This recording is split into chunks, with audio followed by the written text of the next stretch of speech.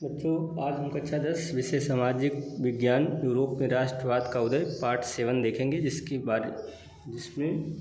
अंतर्गत हम क्वेश्चन देखेंगे। वियना कांग्रेस का मुख्य उद्देश्य क्या था? यूरोप में पुराने राजतंत्रों और रूढ़िवादी व्यवस्था को पुनर्स्थापित करना था। पवित्र गठबंधन क्या था?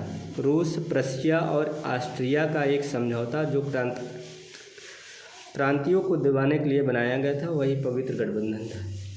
प्रश्न है, 1815 के बाद यूरोप में रूढ़िवाद को चुनौती कैसे मिली थी?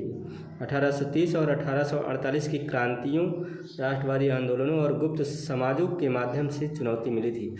वियना संधि 1815 क्या थी? वियना संधि 1815 से 1415 में यूरोपीय शक्तियों द्वारा, जिसमें एक तरफ थे ब्रिटेन थे, रूस थे, द्वारा आयोजित एक महत्वपूर्ण सम्मेलन था, जिसका उद्देश्य नेपोलियन युद्धों के बाद यूरोप में शांति और स्थिरता स्थापित करना था। इसकी अध्यक्षता ऑस्ट्रिया के चांसलर ड्यूक मेटरनिख ने की थी। कुछ बुक्स में क्लेमेंस वान मेटरनिख भी लिखा है। वियना संधि के प्रमुख उद्देश्य, इसका उद्देश्य यह था यूरोप में संतुलन बहाल करना। नेपोलियन के पतन के बाद यूरोपीय देशों की सीमाओं और शक्ति संतुलन को पुनर्निर्धारित करना। राजतंत्रों की पुनर्स्थापना, फ्रांसीसी क्रांति और नेपोलियन द्वारा उखाड़े गए राजवंशों जैसे बोर्बन वंश को सत्ता में वापस लाना था।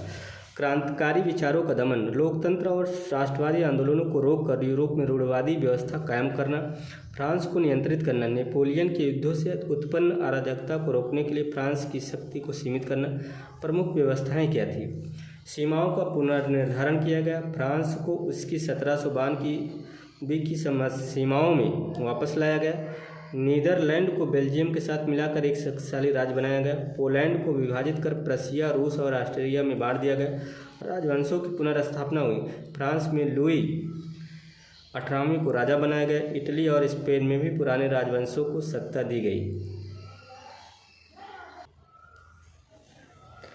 जर्मनी और इटली का पुनर्गठन किया गया। जर्मनी को 39 राज्यों के संघ जर्मन संघ में बदल दिया गया, जिसकी अध्यक्षता ऑस्ट्रिया किया करता था। इटली को छोटे छोटे राज्यों में बांट दिया गया, जिन पर ऑस्ट्रिया का प्रभाव था। फ्रांस पर नियंत्रण स्थापित हुआ। फ्रांस के चारों ओर शक्तिशाली राज्य नीदरलैंड, प्रशिया बनाए गए ताकि वह फिर से आक्रामक न हो सके। फ्रांस से युद्ध क्षतिपूर्ति की मांग की गई। यूरोपीय संतुलन, किसी भी देश को यूरोप पर हावी होने से रोकने के लिए शक्ति का संतुलन बनाए रखा गया। इसका वियना संधि के परिणाम क्या हुए? यूरोप में 40 वर्षों तक शांति 1815 से 54 कायम रही। रूढ़िवादी व्यवस्था के कारण राष्ट्रवादी आंदोलन दबाए गए, लेकिन बाद में 1830 और 1848 की क्रांतियां हुई। औपनिवेशिक विस्तार को बढ़ावा मिला, क्योंकि यूरोपीय देशों ने एशिया और अफ्रीका पर ध्यान केंद्रित किया। निष्कर्ष क्या है?